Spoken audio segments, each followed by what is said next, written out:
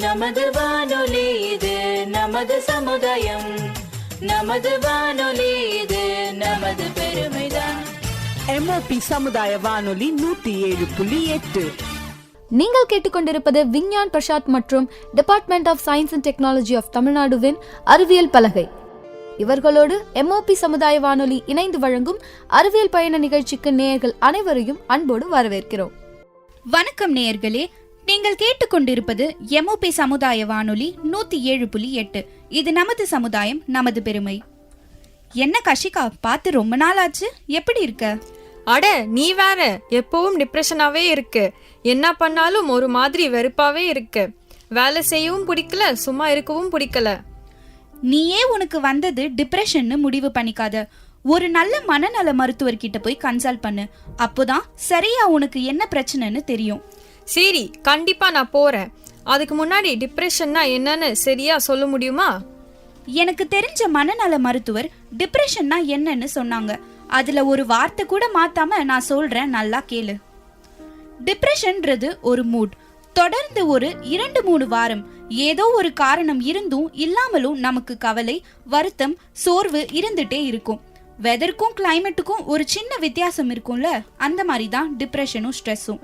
காலையில உனக்கு கொஞ்சம் டிப்ரெஸ்டா இருக்கும், ஆனா ஈவினிங் பெட்டரா ஃபீல் பண்ணுவ. எல்லாருக்கும் இது ஒரே மாதிரி பாதிக்கும்னு சொல்ல முடியாது.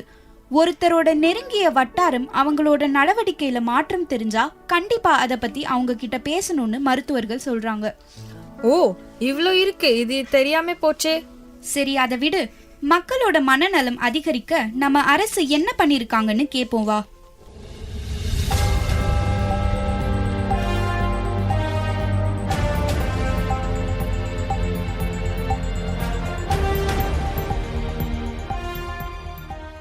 வெல்கம் டு அறிவியல் 360. நம்மளோட ஃபிசிக்கல் ஹெல்த் மாதிரியே மென்டல் ஹெல்த்தும் எவ்வளோ முக்கியமான ஒன்றுன்னு COVID-19 டைமில் தான் நிறைய பேர் தெரிஞ்சுக்கிட்டாங்க. இதை தொடர்ந்து நம்ம அரசு மக்களோட மனநலத்துக்காக என்ன முயற்சிகள் எடுக்கிறாங்கன்னு தெரிஞ்சுக்கணும் இல்லையா? வாங்க தெரிஞ்சுக்கலாம். இந்த வருஷத்தோட தொடக்கத்திலேயே சென்னையில் இருக்க பிரபல கல்லூரி மாணவர்கள் 2 பேர் மன அழுத்தம் காரணத்தினால தற்கொலை செஞ்சுக்கிட்டாங்க. இந்த தவறுகள் நடக்கக்கூடாதுன்னு தமிழ்நாடோட எல்லா பள்ளிகள்லையும் மனநல திட்டம் கொண்டு வரப்போவதா நம்ம பள்ளி கல்வித்துறை அமைச்சர் சொல்லியிருக்காரு. இன்னொரு சிந்திக்க வேண்டிய விஷயம் என்னன்னா, இந்தியாவிலேயே முதல் முறையா ஒடிசா அரசு சிறையில் இருக்க கைதிகளோட மன அழுத்தம் குறைகிறதுக்காக 40 மனநல நிபுணர்களை நியமிச்சிருக்காங்க. காலாகாலமாக மனநலம் பற்றியும் மனநல மருத்துவர்கள் பற்றியும் இருந்துட்டு வர கட்டுக்கதையினாலையும் அறியாமைனாலையும் மக்கள் சரியான சிகிச்சை எடுத்துக்கிறது இல்லை. 1982 நம்ம இந்திய அரசாங்கம் தேசிய மனநல திட்டம்னு ஒன்று அறிமுகம் செஞ்சுருக்காங்க. எல்லா தனிநபருக்கும் சரியான மனநல சேவை குறைந்த விலையில் கிடைக்கணும் என்ற நோக்கத்தோட அது அறிமுகப்படுத்தப்பட்டது. 2017 த மென்டல் ஹெல்த் கேர் ஆக்ட்னு ஒரு சட்டம் கூட அறிமுகம் செய்யப்பட்டது. மக்களின் நலம் கருதி இந்திய அரசு நட்புடன் உங்கள் மனநல சேவை என்ற திட்டத்தை அக்டோபர் 2022 நம்மளோட union health and family welfare ministry தொடங்கி வச்சாங்க. இந்த திட்டத்தில் டெலிமனஸ்னு சொல்லப்படுற டெலி கவுன்சிலிங் நடத்தப்பட்டு வருது. 144116 என்பது இதற்கான ஹெல்ப்லைன் நம்பர். நல்லா கேட்டுக்கோங்க, 14416.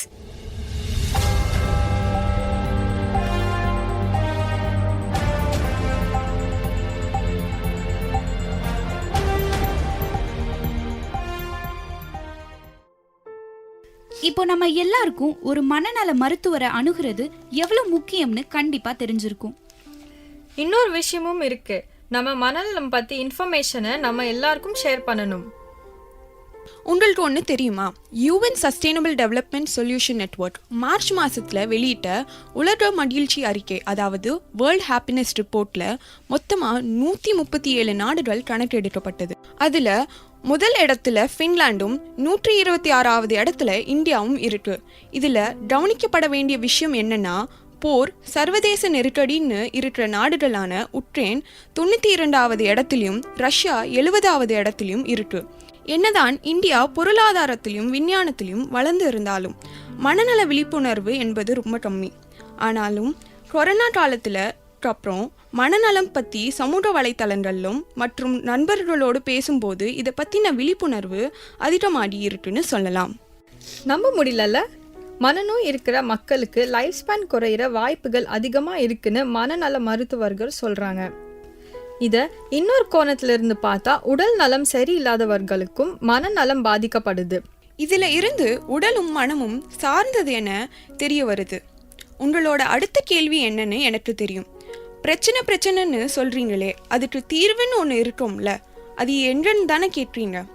அதுதான் சொல்ல வரேன். நம்ம உடல்ல ஒரு பிரச்சனை இருந்தா அதுக்கு மருத்துவர்கிட்ட போற மாதிரி மனசுல ஒரு பிரச்சனை இருந்தா நம்ம மனநல மருத்துவர்கிட்ட போகணும். ஒரு அறிக்கை மூலமா நமக்கு என்ன தெரிய வருதுன்னா, உலகத்துல 55% மக்கள் மனநலத்துக்கு எந்த ஒரு சிகிச்சையும் எடுக்கிறதில்ல. இது தப்புன்னு நிறைய மக்கள் இன்னும் நினைக்கிறாங்க. ஆனால் இது ரொம்பவும் பொதுவான ஒரு விஷயம். நம்மளோட நண்பர்களுக்கும் உறவினர்களுக்கும் இது சொல்ல வேண்டியது நம்ம கடமை. ஆமா, ஆனா ஏதோ ஒரு மருத்துவர்கிட்ட போகக்கூடாது. போறதுக்கு முன்னாடி அவங்க பதிவு செய்யப்பட்ட மனநல மருத்துவரான்னு பார்த்துட்டு போகணும். மனநல மருத்துவர்களும் ஆராய்ச்சியாளர்களும் நிறைய பேர் இருக்காங்க. அதுல ரொம்ப முக்கியமான ஒருத்தரை பத்தி தான் நம்ம இந்த வியப்பூட்டும் விஞ்ஞானி பகுதியில கேட்க போறோம். யாரை பத்தி கேட்க போறோம் நம்ம? Sigmund Freud. யார் அது? அவரு சைக்கோ அனாலிசிஸின் தந்தைன்னு சொல்லப்படுறாரு. சிக்மண்ட் ஃப்ராய்ட் ஆஸ்திரேலியாவை சார்ந்தவர். அவரோட சைக்கோ அனாலிசிஸ் தியரினால தான் உலக அளவுல மனிதனோட மனநலம் எவ்வளவு முக்கியமான ஒண்ணுன்னு பல பேருக்கு புரிய வந்துச்சு. அந்த காலத்துல மக்களுக்கு ஈகோ, சூப்பர் ஈகோ, உணர்வற்ற மயக்கம்னு சொல்லப்படுற அன்கான்சியஸ் மைண்டுன்னு இன்னும் பல தெரியாத விஷயங்களை எடுத்து சொன்னாரு. இன்னைக்கு வரைக்கும் சிக்மண்ட் ஃப்ராய்டோட தியரிய தான் மாதிரி உலகத்துல இருக்க எல்லா உளவியல் மாணவர்களும் முதல்ல படிச்சுட்டு வராங்க. எந்த ஒரு துறை இருந்தாலும் சரி, ஆண்களுக்கு நிகரா பெண்கள் ஜெயிச்சுட்டு தான் இருக்காங்க. மனநலம் துறையிலும் பெண்கள் பலர் சார்ந்திருக்கிறாங்க. அதுல யாரையாவது பத்தி சொல்லு. பெண் தானே சாஃப்டா இருப்பாங்கன்னு நினைக்காதீங்க. இவங்க கொஞ்சம் ஸ்மார்ட்டானவங்க. டாக்டர் சாரதா மேனன் 1984 ஸ்கார்ஃப் இந்தியான்னு சொல்லப்படுற ஸ்கீசோஃப்ரீனியா ரிசர்ச் ஃபவுண்டேஷன் என்ற ஒரு NGO-வை உருவாக்கி ஸ்கீசோஃப்ரீனியானால பாதிக்கப்பட்ட நபர்கள் மற்றும் மற்ற மனநல நோயால பாதிக்கப்பட்ட பல மக்களுக்கு சிகிச்சை மற்றும் ரீஹாபிலிட்டேஷன் செஞ்சுட்டு வந்தாங்க. சாரதா மேனன் தான் இந்தியாவோட முதல் பெண் மனநல மருத்துவர். அவங்க 90 வயசுல கூட அவங்க சேவையை தொடர்ந்து செஞ்சுட்டு இருந்தாங்க. மருத்துவர்களுக்கு மட்டும் இல்ல, உலகத்துல இருக்க எல்லா பெண்களுக்கும் அவங்க ஒரு எடுத்துக்காட்டா திகழ்ந்தாங்க. இவங்கள மாதிரி நிறைய மருத்துவர்கள் மக்களோட நலனுக்காக உழைக்கிறாங்க. நம்ம தான் அவங்கள தேடி அவங்கள அணுகணும். நம்மளோட உலகத்துல நடக்கிற சில நிகழ்வுகள் மற்றும் சில செயல்கள் எவ்வளோ தலைமுறைகள் வந்தாலும் மறக்கக்கூடாதுன்ற காரணத்துக்காக தினங்கள் கொண்டாடப்படுது. மனநல சம்பந்தப்பட்ட சில தினங்கள் தெரிஞ்சுக்கலாம்.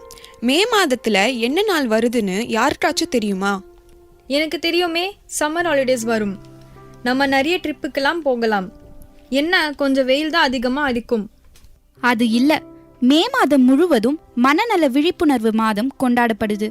இந்த மாதம் மனநலம் பத்தின விழிப்புணர்வை மக்களுக்கு ஏற்படுத்தவும் பாதிக்கப்பட்டவங்களை எந்த ஒரு காரணத்துக்காகவும் குறைவா எண்ணக்கூடாதுன்னு மக்களுக்கு தெரியப்படுத்தவும் கொண்டாடப்படுது.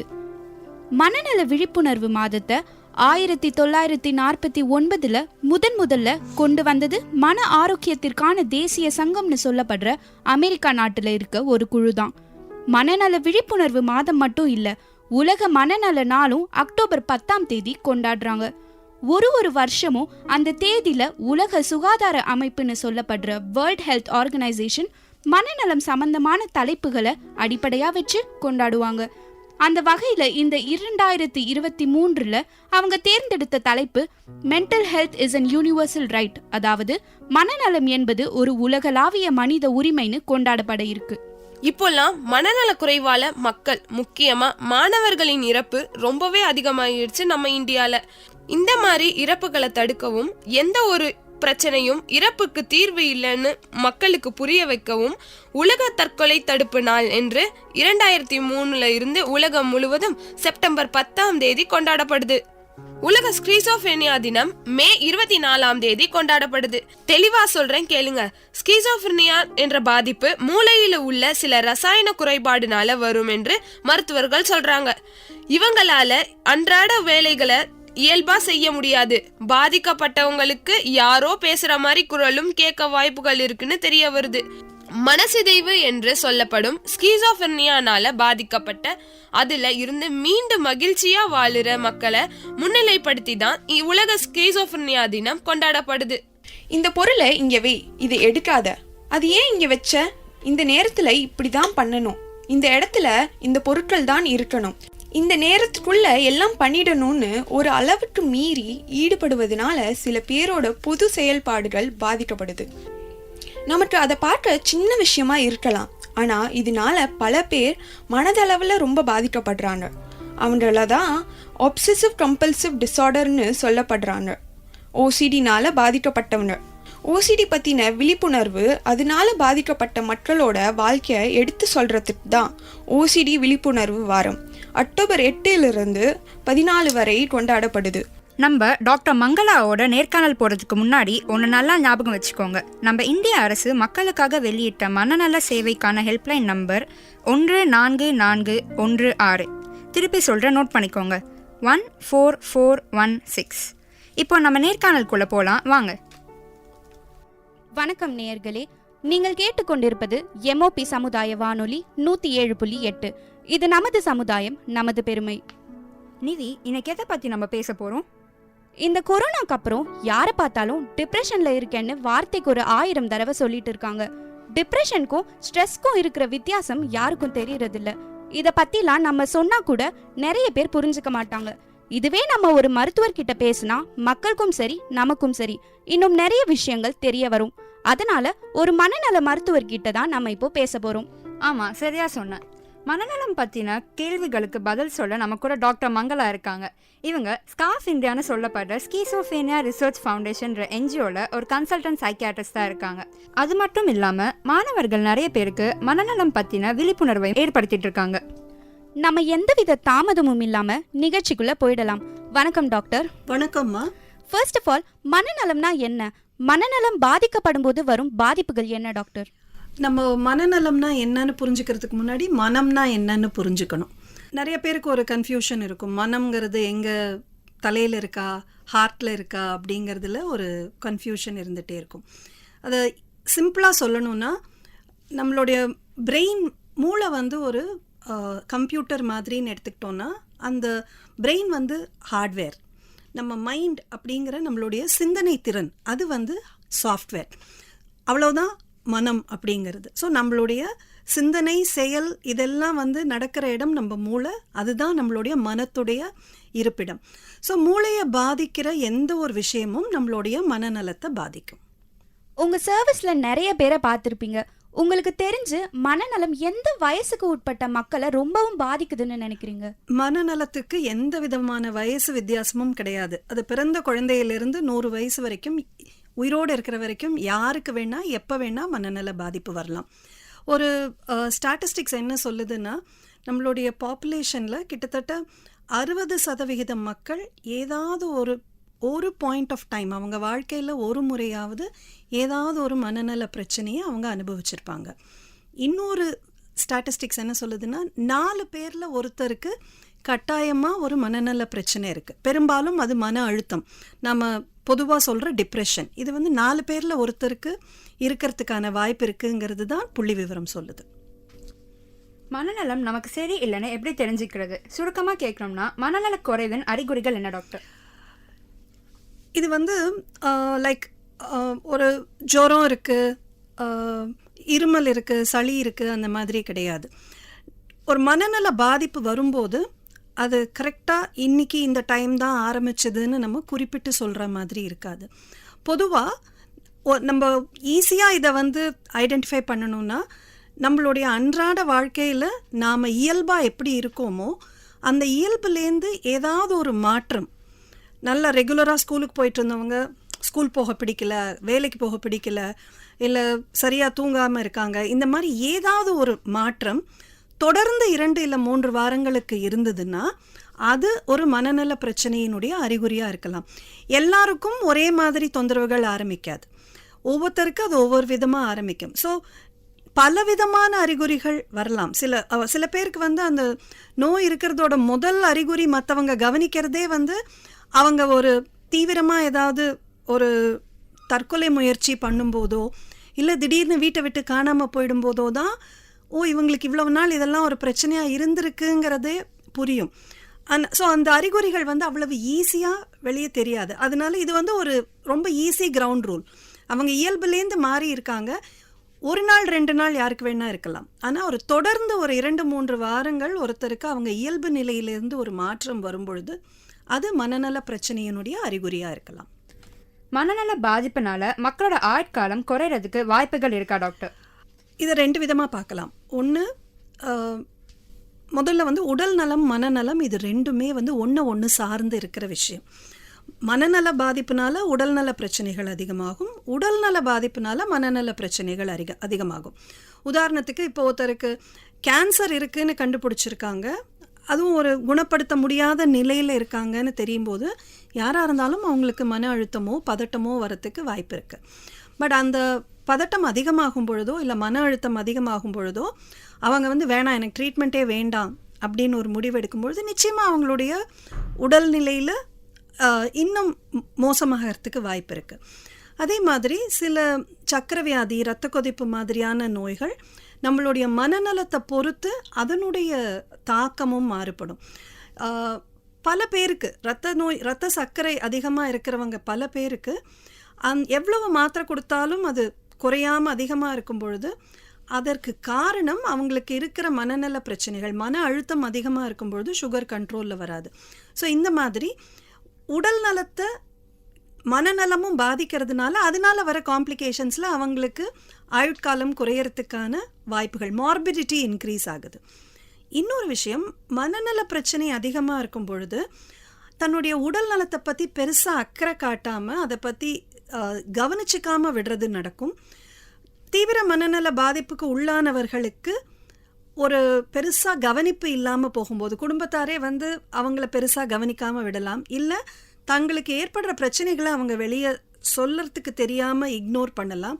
ஸோ இந்த மாதிரி காரணங்கள்னாலையும் அவர்களுடைய ஆயுட்காலம் குறையறதுக்கு வாய்ப்பு இருக்குது. பொதுவாக மக்களுக்கு சாதாரணமான கவலைப்படுறதுக்கும் ஸ்ட்ரெஸ்ஸுக்கும் டிப்ரெஷனுக்கும் வித்தியாசம் தெரியறதில்ல. இது மூணுத்துக்கும் எப்படி நம்ம வேறுபடுத்தி தெரிஞ்சுக்க முடியும் டாக்டர்? இந்த ஸ்ட்ரெஸ்ஸுங்கிறது ரொம்ப காமனாக இப்போது 1ஆம் கிளாஸ்லேருந்து தாத்தா பாட்டி வரைக்கும் எல்லாரும் யூஸ் பண்ணுற ஒரு வார்த்தையாக போயிடுச்சு. நம்மளுக்கு எதெல்லாம் ஒரு கஷ்டத்தை கொடுக்குதோ, மனசளவில் நம்மளுக்கு ஒரு கம்ஃபர்டபுளாக இல்லை, நமக்கு அது அன்பிளசண்ட்டாக இருக்குங்கிறது எல்லாமே நமக்கு ஸ்ட்ரெஸ்ஃபுல் தான். அது எக்ஸாமாக இருக்கலாம், இப்போ நடக்கிற ஒரு கிளாஸில் லெக்சரர் ரொம்ப நேரம் பேசுகிறது கூட நமக்கு ஸ்ட்ரெஸ்ஃபுல்லாக இருக்கலாம். ஸோ எது வேணால் நமக்கு ஸ்ட்ரெஸ்ஸுக்கு காரணமாக இருக்கலாம். ஆனால் ஸ்ட்ரெஸ்ஸுங்கிறது வரும் பொழுது நம்மளுடைய விரிவுத்தன்மை, ரிசைலியன்ஸ்ன்னு சொல்லுவோம். இந்த இந்த இந்த பால் இருக்கு இல்லைங்களா, இந்த ஸ்மைலி பால்ஸ், நான் அந்த ரப்பர் பால்ஸ், அதை நம்ம அமுக்கினோன்னா அது ஸ்குவீஸ் ஆகும், பட் விட்டால் அது it bounces backs to its original shape. So அந்த மாதிரி ஒரு விரிவுத்தன்மை நமக்கு இருந்ததுன்னா எந்த விதமான ஸ்ட்ரெஸ்ஸையும் நாம் சமாளித்து வெளியில் வந்துடலாம். டிப்ரெஷன் அப்படிங்கிறது வந்து இட் இஸ் அ மூட். நம்மளுடைய மனசு வந்து எப்போவுமே ஒரு சோர்வாக இருக்கிறது, ரொம்ப கவலையாக இருக்கிறது, வருத்தமாக இருக்கிறது. இது எல்லாருக்கும் காலையில் எழுந்திருக்கும் போதே சில நாள் நமக்கு வந்து ரொம்ப டல்லாக ஃபீல் பண்ணலாம், சாயங்காலம் ஆகும்போது நாம் பெட்டராக ஃபீல் பண்ணலாம். ஸோ வெதருக்கும் கிளைமேட்டுக்கும் இருக்கிற டிஃப்ரென்ஸ் தான் இது, ரைட்? கிளைமேட்டுங்கிறது டெய்லி மாறலாம், வெதருங்கிறது கன்சிஸ்டண்ட்டாக இருக்கிறது.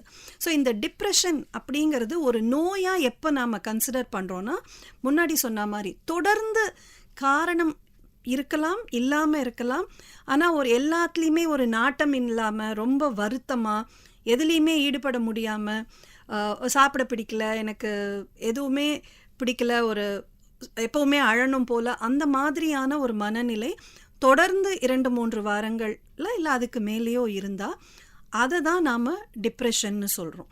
இன்னொன்று என்ன கேட்டிங்க? டிப்ரெஷன், ஸ்ட்ரெஸ், நார்மலாக மூட் ஆஃப் ஆகிறதோ இல்லை நார்மலாக சோகமாக இருக்கு. நார்மலாக சோகமாக இருக்கிறதுங்கிறது நமக்கு ஏற்படுற சின்ன சின்ன பிரச்சனைகளுக்கு வர ரியாக்ஷன்.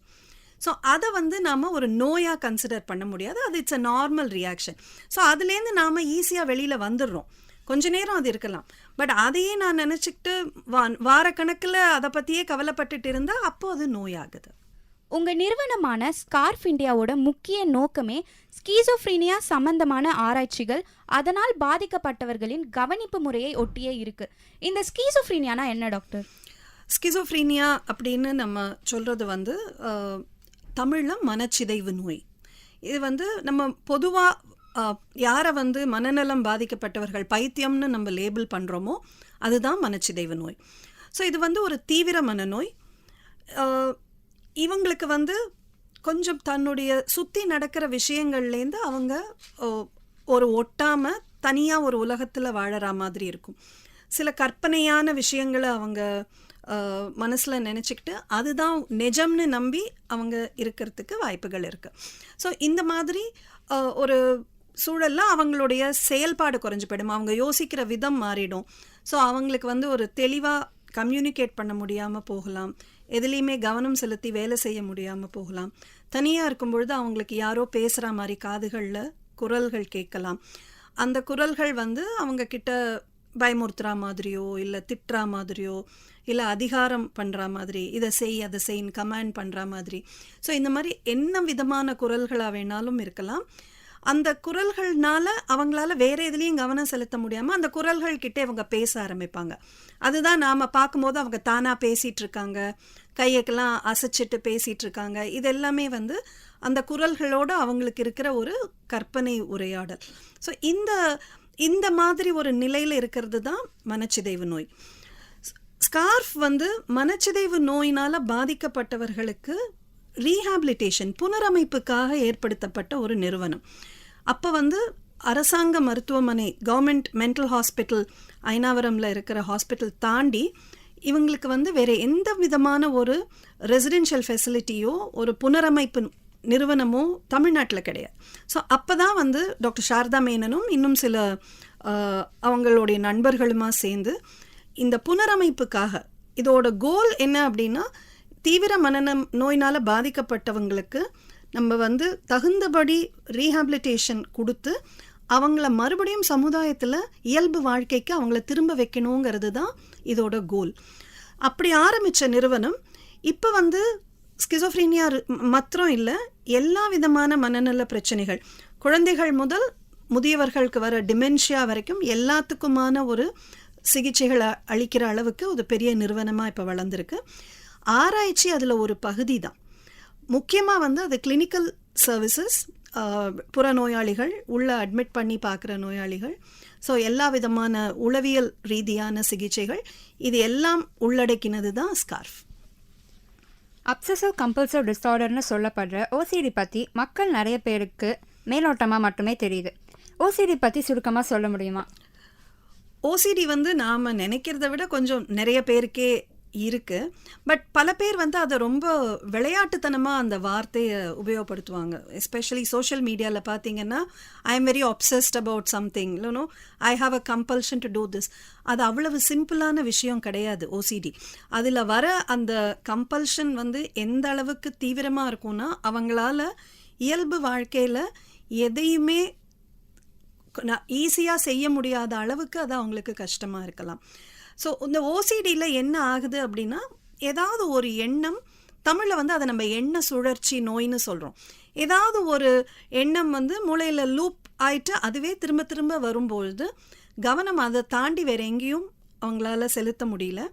இதில் முக்கியமாக இருக்கிற சில குரூப் ஆஃப் சிம்டம்ஸ் என்னன்னு பார்த்தோன்னா, சுத்தத்தை பற்றின அதிகமான ப்ரியாக்குபேஷன், நம்ம சுத்தமாக இருக்கோமா இல்லையாங்கிறத பற்றி எப்போவுமே கவலைப்படுறது. அதே மாதிரி நம்ம ஒரு விஷயத்தை சரியாக செஞ்சோமா இல்லையாங்கிறத திரும்ப திரும்ப செக் பண்ணுறது, ஒரு தொடர்ந்து ஒரு டவுட் இருந்துகிட்டே இருக்கிறது. ஸோ அதை மறுபடியும் அவங்க செக் பண்ணிகிட்டே இருப்பாங்க. ஸோ அதில் ஹோர்டிங், இன்னும் தேவையில்லாத பொருட்கள், தேவையான பொருட்கள் எல்லாத்தையும் சேர்த்து வச்சுக்கிறது. அது என்ன பர்பஸ்க்குன்னு தெரியாது, ஆனால் சேர்த்து வச்சுக்கிறது. இந்த மாதிரி சில முக்கியமான விஷயங்கள். இது இன்னும் ஒரு ரிலீஜியஸ் தாட்ஸ் நிறையா வரும், அந்த மாதிரியும் சில ஆப்சஷன்ஸ் அண்ட் கம்பல்ஷன்ஸ் வரும்.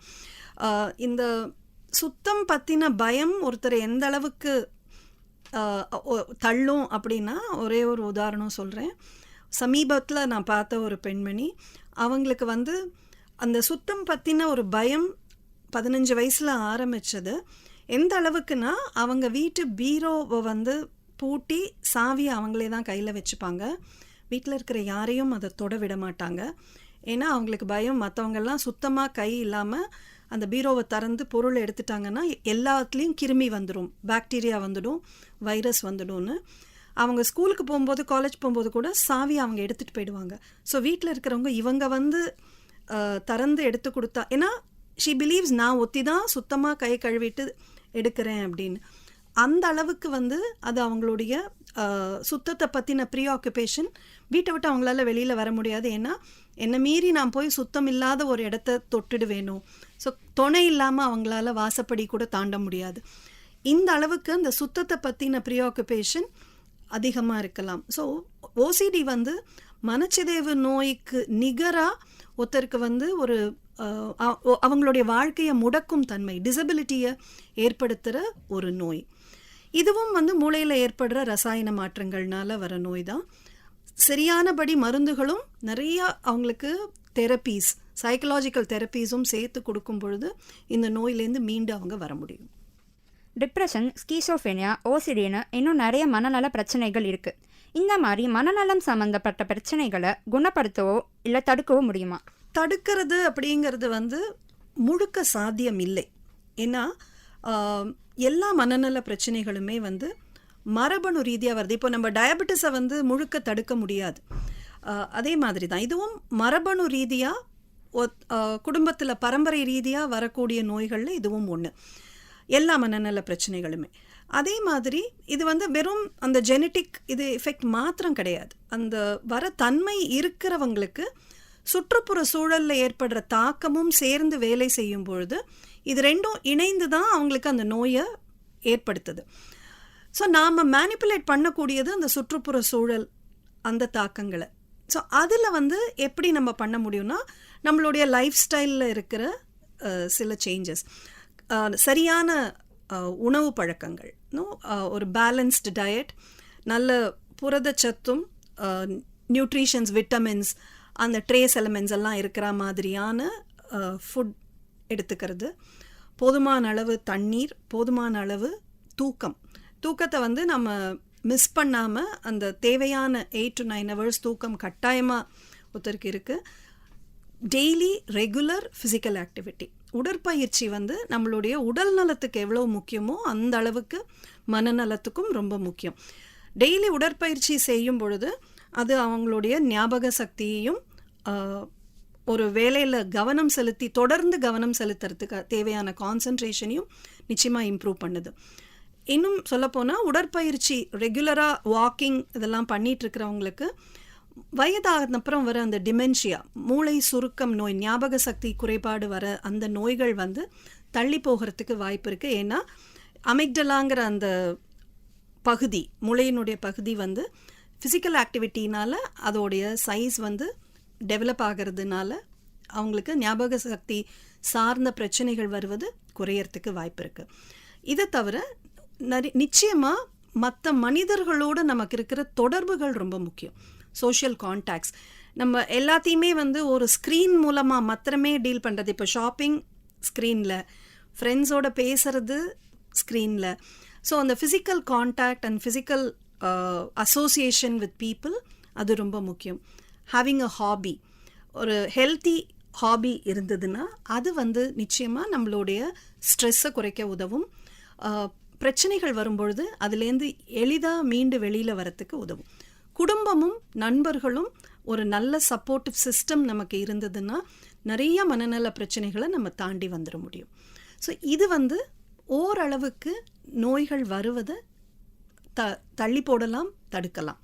கம்ப்ளீட்டாக முடியுமானா முடியாது. ஆனால் எல்லா வித மனநல பிரச்சனைகளுக்கும் சிகிச்சை இருக்குது.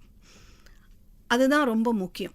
நோய் வந்துடலாம், வந்ததுக்கப்புறம் அதுக்கு ட்ரீட்மெண்ட் இல்லையேன்னு கவலைப்பட வேண்டாம். எல்லா மனநல பிரச்சனைகளுக்கும் மருந்துகள் இருக்குது.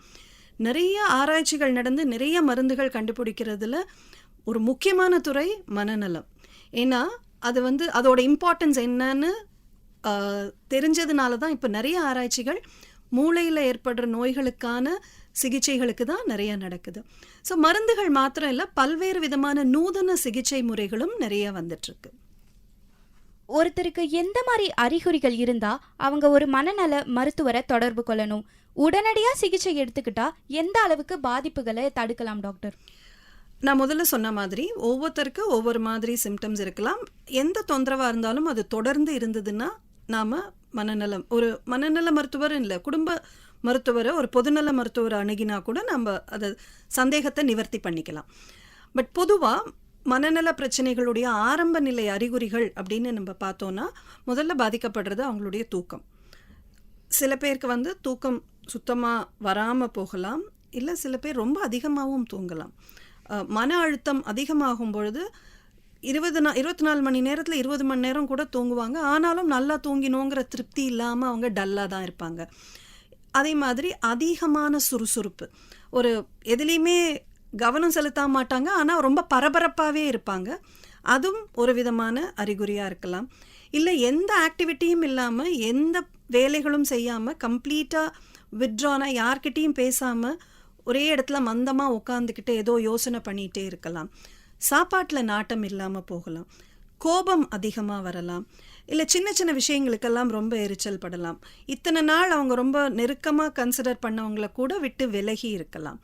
அவங்க செய்கிற ஈடுபடுற வேலையோ படிப்போ அதில் கவனம் குறையும். ஸோ அதனால் அது அவங்களுடைய செயல்திறன் குறைஞ்சு போயிடலாம். சந்தேகங்கள் வரலாம். ஒரு தீவிர மனநோயினுடைய ஆரம்ப நிலை அறிகுறியில் ஒரு வேக் சந்தேகம், யாருமே சும்மா கேஷுவலாக யாராவது ஒருத்தர் பார்த்து சிரிச்சா கூட இவங்க ஏன் என்னை பார்த்து சிரிச்சாங்கங்கிற ஒரு பயம் வரலாம். மற்றவங்க எல்லாரும் என்னை பற்றி ஏதோ கமெண்ட் பண்ணுறாங்க, ஏதோ பேசுகிறாங்களோ அப்படின்னு ஒரு டவுட் வரலாம். ஸோ இது எல்லாமே ஆரம்ப நிலை அறிகுறிகளில் வரும். மனநலம் பாதிக்கப்பட்டவங்களை எந்த மாதிரி வார்த்தைகளை வச்சு அட்ரஸ் பண்ணுறது டாக்டர்? உதாரணத்துக்கு இப்போ பிளைண்ட் பீப்புள்ன்றதுக்கு பதிலாக விஷுவலி சேலஞ்ச் பீப்புள்னு சொல்கிறோம்ல, அந்த மாதிரி அவங்கள நம்ம மென்டல், பைத்தியம், லூஸு அப்படின்னு சொல்லாமல் மனநலம் பாதிக்கப்பட்டவர்கள்னு மாத்திரம் சொன்னாலே போதும். பெரும்பாலும் என்ன ஆகுது, நம்மக்கிட்ட இருக்கிற ஒரு மிக ஒரு மூட நம்பிக்கை, பொதுவான ஒரு பரவலான நம்பிக்கை என்னென்னா, மனநலம் பாதிக்கப்பட்டவர்கள் எல்லாருமே ரொம்ப வயலண்ட்டாக இருப்பாங்க.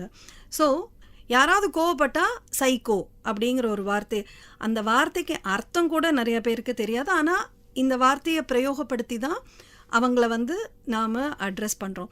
இது நிச்சயமாக ஒரு தவறான முன்னுதாரணம். ஏன்னா வயலண்ட்டாக இருக்கிறவங்க எல்லாரும் மனநல பிரச்சனையினால் பாதிக்கப்பட்டவங்க இல்லை. ஏன்னா மனநலம் பாதிக்கப்பட்டவங்க எல்லாரும் வயலண்ட் கிடையாது. பெரும்பாலும் அவங்களுக்கு எதிராக நடக்கிற வன்முறை தான் அதிகம். சமீபத்தில் வளசரவாக்கம்ல நடந்த ஒரு பப்ளிக் எல்லாருமா சேர்ந்து ஒருத்தரை அடித்து அவருக்கு உயிர் போயிடுச்சு. ஏன்னா அவர் ஏதோ அந்த மனநலம் பாதிக்கப்பட்ட ஒருவர் ரோட்டில் போகும்போது யாரோ ஒருத்தங்க வண்டி மேலே ஒரு கல்லை எடுத்து போட்டார்னு எல்லாருமா சேர்ந்து அடித்து அவரை ஹீ டைட். ரைட், இந்த வயலன்ஸ் நிச்சயமாக நம்ம சோகால் நார்மல்ஸ் நடத்தின ஒரு வன்முறை தாக்குதல். ஸோ வயலன்ஸ் பெரும்பாலும் அவங்களுக்கு எதிராக நடக்குதே ஒழிய அவங்களால பெரிய வயலன்ஸ் கிடையாது. அவங்களுக்கு அப்போ வயலண்ட்டாகவே அவங்க இருக்க மாட்டாங்களான்னா இருப்பாங்க. அவங்க ஒன்றும் செயின்ட் கிடையாது. ஆனால் அவங்களுடைய கோபம் பெரும்பாலும் அவங்களுக்கு நெருக்கமாக இருக்கிறவங்க கிட்ட, குடும்பத்தார்கிட்டையோ இல்லை மருத்துவமனையில் அவங்கள பராமரிக்கிறவங்க கிட்டேயோ அந்த மாதிரி ஒரு சூழலில் தான் அவங்க கோபத்தை அவங்க வெளிப்படுத்துவாங்களே ஒழிய சும்மா ரோட்டில் வரவங்க போகிறவங்க எல்லார்கிட்டையும் போய் அவங்க கோபத்தை காமிப்பாங்க, கொலை பண்ணிடுவாங்க.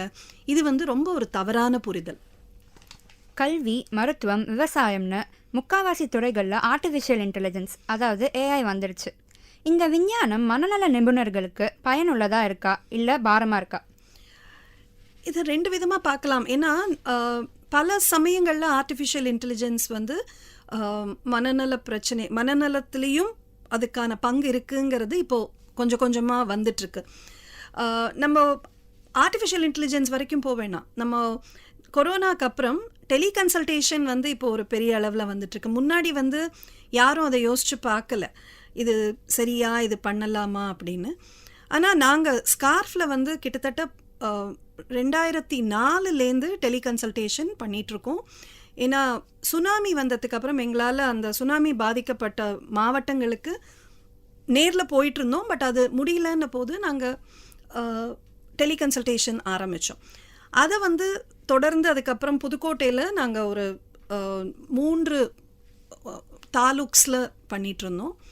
இப்போ தொடர்ந்து கொரோனாவுக்கு வந்தப்புறம் நிறைய கன்சல்டேஷன்ஸ் ஆன்லைன்லேயும் டெலி கன்சல்டேஷன்ஸும் பண்ணிகிட்ருக்கோம். ஸோ இது சாத்தியங்கிறது இப்போ எல்லா கிராமங்கள்லேயும் வாட்ஸ்அப் இருக்குது, நெட் இருக்குது. ஸோ ரொம்ப ஈஸியாக இருக்குது. இதில் அட்வான்டேஜ் என்னென்னா அவங்களுக்கு தொடர்ந்து ட்ரீட்மெண்ட் கிடைக்கிது. அவங்களுடைய கான்டாக்ட் என்கேஜ்மெண்ட் வித் சர்வீசஸ் பெட்டராக இருக்குது. ஸோ மருந்துகளை அவங்க நிறுத்திடுறதுக்கோ இல்லை டாக்டரை பார்க்க முடியலங்கிறதுனால ட்ரீட்மெண்ட்டை நிறுத்துறதுக்கோ வாய்ப்புகள் குறையுது. ஸோ தட் வே பெட்டராக அவங்களுக்கு அது உபயோகமாக இருக்குது. அதுவே இப்போ தான் வந்திருக்கு. ஆர்டிஃபிஷியல் இன்டெலிஜென்ஸ் வரத்துக்கு இன்னும் கொஞ்சம் டைம் ஆகும். ஆனால் நிச்சயமாக அதை வந்து நாம் சரியான விதத்தில் பயன்படுத்தினோன்னா அதனாலையும் நம்மளால் நிச்சயமாக ஹெல்ப் பண்ண முடியும். ஆனால் நிச்சயமாக ஆர்டிஃபிஷியல் இன்டெலிஜென்ஸ் வந்து மனநல சேவையை வந்து முழுக்க முழுக்க அது சார்ந்து நம்ம பண்ண முடியாது. ஏன்னா எவ்வளவு அல்காரிதம்ஸ் இருந்தாலும் அது அந்த ஒன் ஒரு இண்டிவிஜுவலுடைய மன உணர்வுகளை புரிஞ்சுக்கிறதுங்கிறதுக்கு இன்னமும் ஆர்டிஃபிஷியல் இன்டெலிஜென்ஸ் தாண்டி சில விஷயங்கள் வேணும். சமீப காலங்களில் மாணவர்கள் நிறைய பேர் தற்கொலையின் மூலமாக இறந்திருக்காங்க. நிறைய வீட்டில் பெற்றோர்கள் பிள்ளைகளை கண்டிப்பதுண்டு. எல்லாரும் இந்த முடிவு எடுக்கிறதில்ல. ஆனாலும் மாணவர்களுக்கு இந்த எண்ணம் தோன்றதுக்கு வளர்ப்பு முறையும் குடும்ப சூழலும் ஒரு காரணமாக இருக்கா? இதில் உங்கள் கருத்து என்ன டாக்டர்? தற்கொலை வந்து ஒரு ஸ்ட்ரெயிட் ஃபார்வர்ட் விஷயம் கிடையாது. நம்ம வந்து இந்த காரணத்தினால மார்க் குறைஞ்சிது அதனால செத்து போயிட்டான், அட்மிஷன் கிடைக்கல அதனால செத்து போயிட்டான், இதெல்லாம் வந்து ரொம்ப சூப்பர்ஃபிஷியலாக ஒரு டைமென்ஷனில் பார்க்குற விஷயம். அது உண்மை, அது கிடையாது. யாருமே இப்படி ஒரே ஒரு காரணத்துக்காக தற்கொலை பண்ணிக்கிறது இல்லை. அந்த இதை ப்ரோப் பண்ணினாதான் அவங்களுக்குள்ளே இருக்கிற மற்ற பிரச்சனைகள் வெளியில் வரும். ரெண்டாவது, எல்லா தற்கொலைகளும் மனநல பிரச்சனையினால் ஏற்படுறது இல்லை.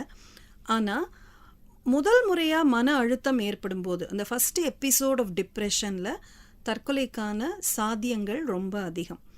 ஸோ அதை வந்து நாம் அட்ரஸ் பண்ணி தடுக்கிறது ரொம்ப முக்கியம்.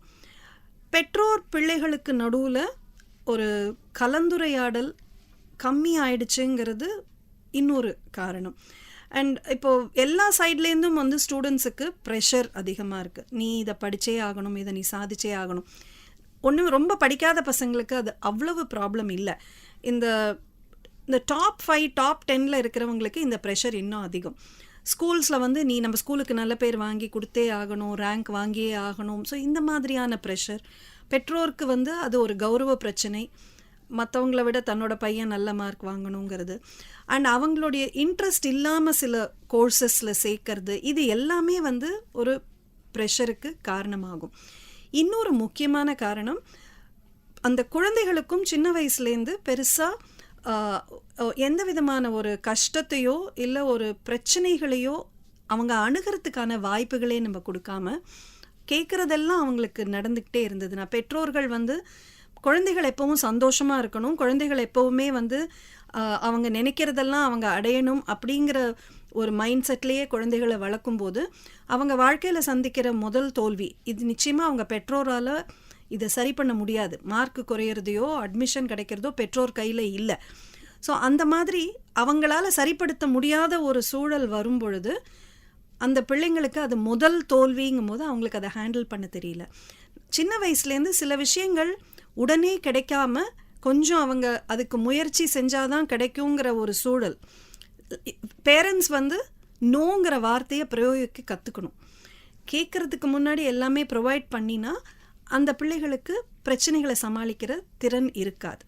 அதே மாதிரி குரூப்பில் அவங்க பழகிறதுக்கு ஸ்போர்ட்ஸ் வந்து இந்த திறனை அந்த பிரச்சனைகளை அணுகிறதுக்கான ஒரு மன வலிமையை கொடுக்கறதுக்கு அதால் முடியும். ஸ்போர்ட்ஸ் ட்ரைனிங் இருந்ததுன்னா எத்தனை ஸ்போர்ட்ஸ் பர்சன் ஒரு மேட்ச் தோத்துட்டாலோ இல்லை ஒரு மெடல் வாங்கலைன்னா தற்கொலை பண்ணிக்கிறாங்க. They don't do that.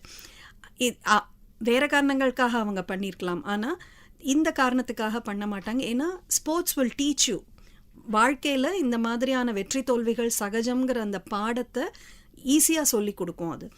So இதெல்லாம் இந்த மாதிரி விஷயங்களில் நாம் என்ன அதிகமாக கவனம் செலுத்தும் பொழுது ஸ்கூல்ஸ்லேயும் வி நீட் கவுன்சிலர்ஸ்.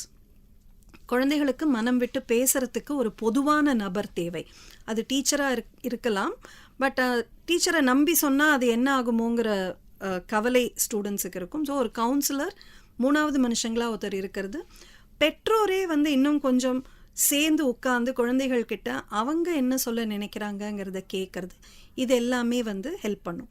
பெரும்பாலும் பெற்றோர் நாங்கள் நல்லா பேசுகிறோன்னு சொல்கிறதெல்லாம் அட்வைஸாக தான் இருக்கும். ஸோ அது வந்து அந்த பேரண்டிங்கும் வந்து ஒரு ஸ்கில், அவங்களுக்கும் அதுக்கான சில பயிற்சிகள் தேவைப்படும். இதன் அடிப்படையில் மாணவர்களுக்கு நீங்கள் என்ன சொல்ல விரும்புகிறீங்க? மாணவர்களுக்கு என்ன சொல்லணும்னா, முதல்ல நல்ல நண்பர்களோடு சேர்ந்துருங்க. நிச்சயமாக சோஷியல் மீடியா அப்படிங்கிறது வந்து லைஃப் லைன் கிடையாது. அதை தாண்டி நிஜ மனிதர்களோடு பழகிறது அவசியம்.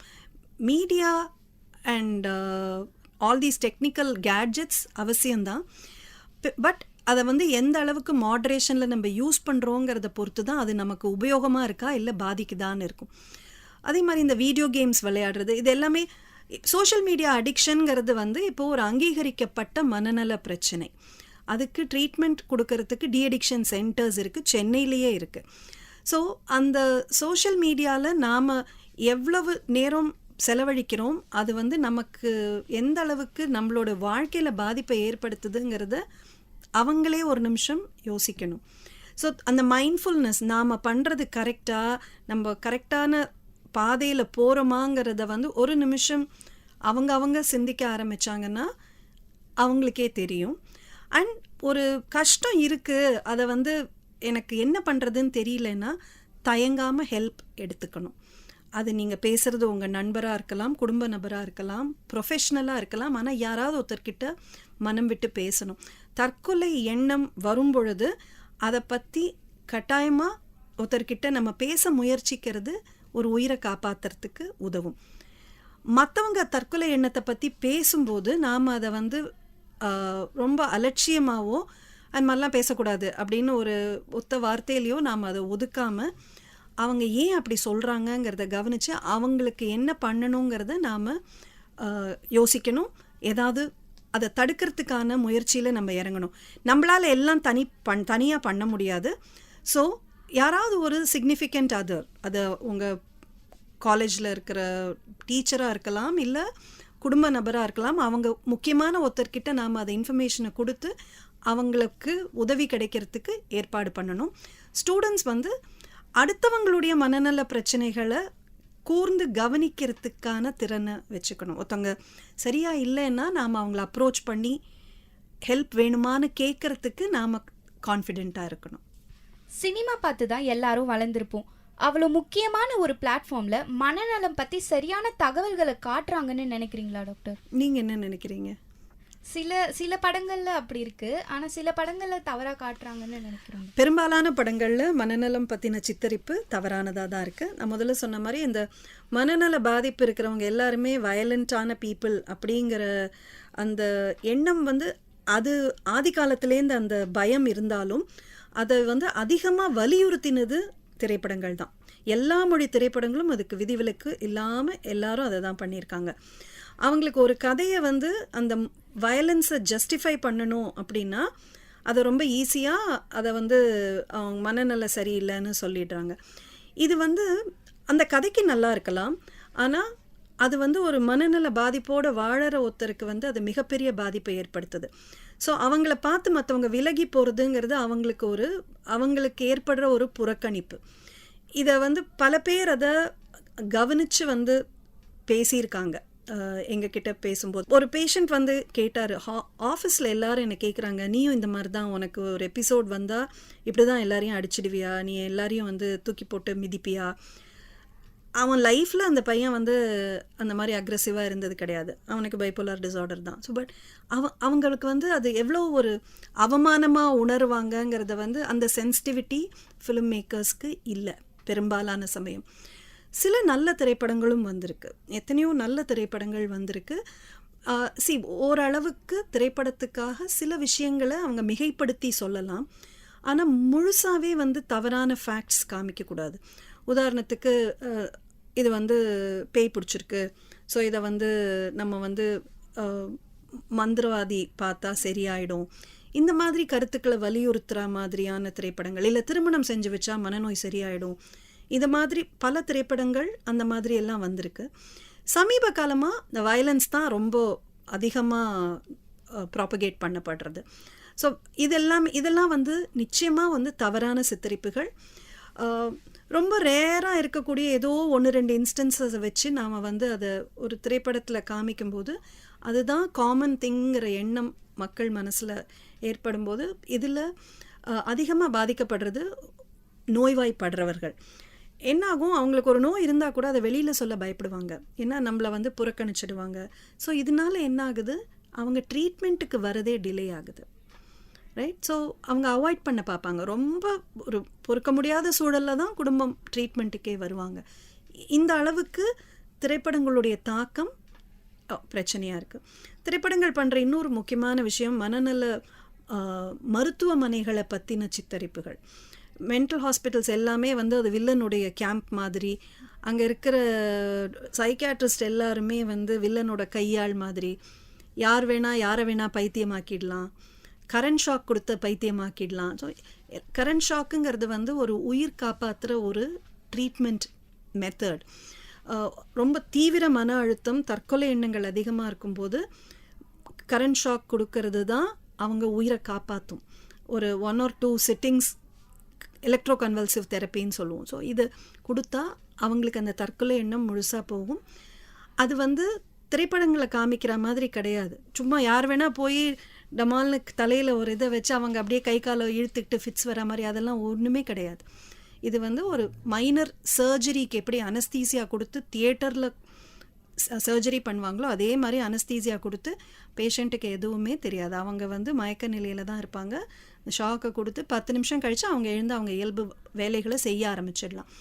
அது தாண்டி ECTயில் ஒன்றுமே ஒரு பெரிய ட்ராமா கிடையாது.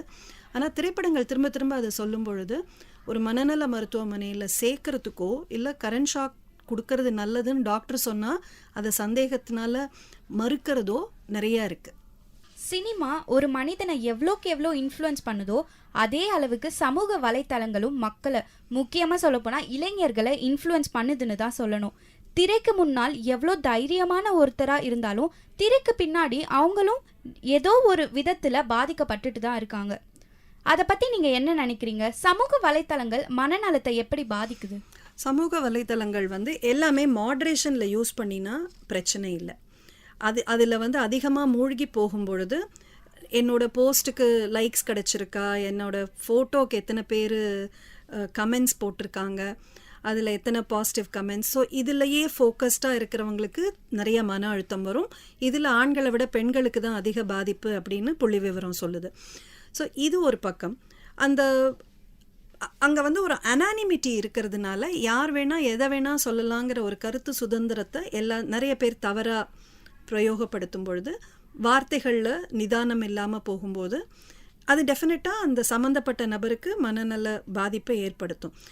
எந்த ஒரு டாக்ஸிக் விஷயத்தையும் அதுக்கு தீர்வு அதை விட்டு வெளியே வர்றது தான். இந்த மாதிரியான விஷயங்கள் இல்லாமையும் இருக்க முடியும். என்னால் அதை சமாளிக்க முடியும்னா நாம் அதில் தொடர்ந்து இருக்கலாம். பட் பாட்டம் லைன், இதில் எவ்வளோ அதிகமான கவனம் இதில் இருக்கிறது அவ்வளவு ஹெல்த்தி கிடையாது. அது யாராக இருந்தாலும், செலிப்ரிட்டியாக இருந்தாலும் சரி, நான் செலிப்ரிட்டியாக இருந்தாலும் சரி. நீங்கள் சொன்ன மாதிரி மனநலம் பாதிக்கப்பட்டவங்க முக்கியமாக செய்ய வேண்டியதே ஒரு சைக்கியாட்ரிஸ்ட் கிட்டேயோ இல்லை சைக்காலஜிஸ்ட் கிட்டேயோ கவுன்சிலிங் போகிறது தான். ஆனால் நிறைய பேர் மனநல மருத்துவர்களை அணுகிறது ஒரு தப்பான விஷயமாக தான் பார்க்குறாங்க. அதை பற்றின உங்கள் கருத்து என்ன? நம்ம இவ்வளோ நேரம் அதுதானே பேசணும். மனநலம் பற்றின தவறான புரிதல் இருக்கிறது ஒரு காரணம். அதை பற்றின ஒரு சமுதாயத்தில் நிலவர நெகட்டிவ் இம்ப்ரெஷன்ஸ், அந்த ஸ்டிக்மா, அதனால வர ஒரு அவமானம். ஸோ நம்மளையும் வந்து புறக்கணிச்சிடுவாங்க, அது என்னுடைய குடும்பத்தோடைய பேரை கெடுக்கும், இல்லை கல்யாணம் பண்ணிக்கிற வாய்ப்பை கெடுக்கும், வேலை வாய்ப்புகளை கெடுக்கும். ஸோ இந்த மாதிரியான காரணங்கள்னால பயந்துக்கிட்டு சொல்லாமல் இருக்கிறது பல சமயம் நடக்குது. ஆனால் ஏதாவது ஒரு பாயிண்டில் அவங்களுக்கு புரிய வச்சுட்டோன்னா நிச்சயமாக அவங்க ஒன்ஸ் ட்ரீட்மெண்ட்டுன்னு வரும்போது அவங்களுக்கு அதோடைய பெனிஃபிட்ஸ் புரியும் போது அவங்க நிச்சயமாக அதை தொடர்ந்து எடுத்துப்பாங்க.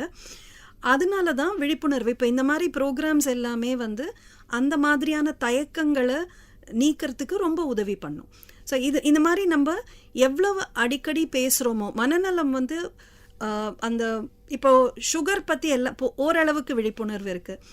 ஹார்ட் அட்டாக் வந்தால் அந்த கோல்டன் ஹவர்க்குள்ளே ஹாஸ்பிட்டல் போகணுங்கிற விழிப்புணர்வு பெரும்பாலும் மக்களுக்கு வந்திருக்கு. அதே மாதிரி மனநலம் பற்றின ஒரு புரிதலும் எல்லாருக்கும் வரும்போது நம்ம வந்து இதை ஈஸியாக அணுக முடியும். அதுக்கு இந்த மாதிரியான நிகழ்ச்சிகள் நிறைய பண்ணுறது அவசியம். என்னதான் ஒருத்தர் மனநல மருத்துவர்கிட்ட போனாலும் அவங்களோட நெருங்கிய வட்டாரம், அதாவது நண்பர்கள், உறவினர்கள், ஆசிரியர்கள், அவங்கள போன்றோர் என்ன நடவடிக்கை எடுக்கலாம்? சப்போர்ட்டிவாக இருக்கிறது தான் அவங்க எடுக்க வேண்டிய நடவடிக்கை. பல சமயம் என்ன ஆகுது, மனநல பிரச்சனை இருக்குங்கிறத வந்து நாம் நம்ம காலேஜ்லேயோ இல்லை வேலை பார்க்குற இடத்துலையோ மறைக்கிறதுக்கான முயற்சி நிறையா நடக்குது. ஏன்னா அதை அவங்க எப்படி எடுத்துப்பாங்கங்கிறது தெரியாததுனால.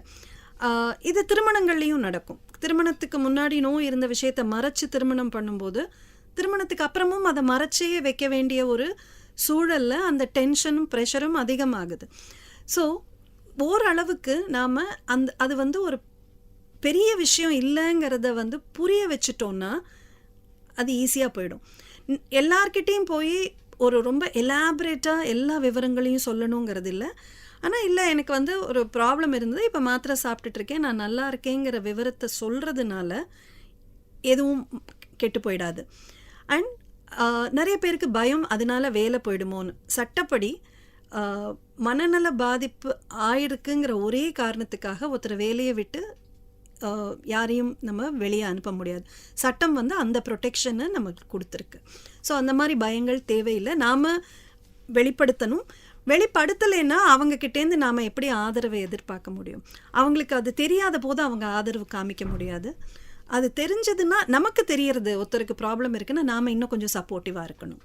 நம்ம இந்திய பாப்புலேஷனில் மென்டல் ஹெல்த் ப்ரொஃபஷனல்ஸ் 1/4 தான். இதனால் ட்ரீட்மெண்ட் கிடைக்கிறது மக்களுக்கு ரொம்ப கஷ்டமாக இருக்குன்னு நினைக்கிறீங்களா?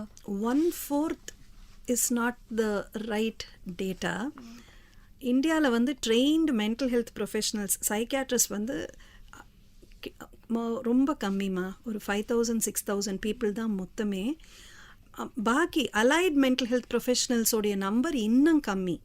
ஸோ அதனால தான் வந்து இப்போது நிறைய இடங்களில் வந்து நம்ம லே கவுன்சிலர்ஸ், அதாவது அந்தந்த கம்யூனிட்டியில் இருக்கிறவங்களுக்கே வந்து மனநலம் பற்றி பேசிக்ஸ் சொல்லி கொடுத்து அவங்க மூலமாக கம்யூனிட்டியில் கவுன்சிலிங்னு இல்லை, மென்டல் ஹெல்த் ஃபர்ஸ்ட் எய்டுக்கோ இல்லை சில சின்ன சின்ன விஷயங்களுக்கு கவுன்சிலிங் கொடுக்கறதுக்கோ, ஏர்லியாக ஐடென்டிஃபை பண்ணி அவங்கள ட்ரீட்மெண்ட்டுக்கு ரெஃபர் பண்ணுறதுக்கோ இப்போது அதுதான் நிறைய ஃபாலோ பண்ணிகிட்ருக்கோம். ஆஷா ஒர்க்கர்ஸ்னு இருக்காங்க, லே கவுன்சிலர்ஸ், பேர்ஃபுட் கவுன்சிலர்ஸ், இவங்களெல்லாம் வந்து யூஸ் பண்ணி தான் பல இடங்களில் வந்து நம்ம மனநலம் பற்றின ஒரு விழிப்புணர்வையும் சேவையையும் நம்ம we are taking it to the grass root level. Mental health பெட்ஸே ரொம்ப கம்மி all over the country. General ஹாஸ்பிட்டலில் இருக்கிற பெட்ஸு ரொம்ப கம்மி, மென்டல் ஹெல்த் இன்ஸ்டிடியூஷன்ஸும் ரொம்ப கம்மி. நம்மளுடைய நாட்டில் மனநல பிரச்சனைகளுக்கு ஓரளவுக்கு நல்ல முன்னேற்றம் வருதுன்னா அதுக்கு ஒரே காரணம் நம்மளுடைய குடும்ப அமைப்பு. ஃபேமிலிஸ் தான் இதை முழுக்க முழுக்க ஹேண்டில் பண்ணுறாங்க. அவங்களுடைய ட்ரீட்மெண்ட் ஆகட்டும், அவங்களுடைய பராமரிப்பாகட்டும், இதை முழுக்க முழுக்க ஃபேமிலிஸ் தான் ஹேண்டில் பண்ணுறாங்க. ஸோ அவங்க இருக்கிறதுனால தான் மென்டல் ஹெல்த் ஓரளவுக்கு த சிஸ்டம் இஸ் ஒர்க்கிங். நம்மளுக்கு மென்டல் ஹெல்த் ப்ரொஃபஷனல்ஸ் இன்னும் நிறைய வேணும். அது ரொம்ப வருஷமாக இருக்கிற ஒரு லேக்யூனா. அது உங்களோட பிஸி ஸ்கெடியூலில் நீங்கள் நேரம் ஒதுக்கி எங்களுக்காக வந்ததில் ரொம்ப நன்றி டாக்டர். கண்டிப்பாக இதனால் பல நேயர்கள் பயனடைஞ்சிருப்பாங்கன்னு நம்புகிறோம். இது மாதிரி தொடர்ந்து நீங்கள் நிறையா விழிப்புணர்வு சார்ந்த நிகழ்ச்சிகளை நடத்துறதுக்கு என்னுடைய வாழ்த்துக்கள். நன்றிம்மா. நன்றி டாக்டர். நன்றி டாக்டர். இந்த நிகழ்ச்சியின் மூலமா மனநலம் பத்தி நிறைய முக்கியமான தகவல்களை தெரிஞ்சுக்கிட்டீங்கன்னு நம்புறோம். இதை விட உபயோகமான விஷயங்களை தெரிஞ்சுக்க MOP சமுதாய வானொலி 107.8 தொடர்ந்து கேளுங்க.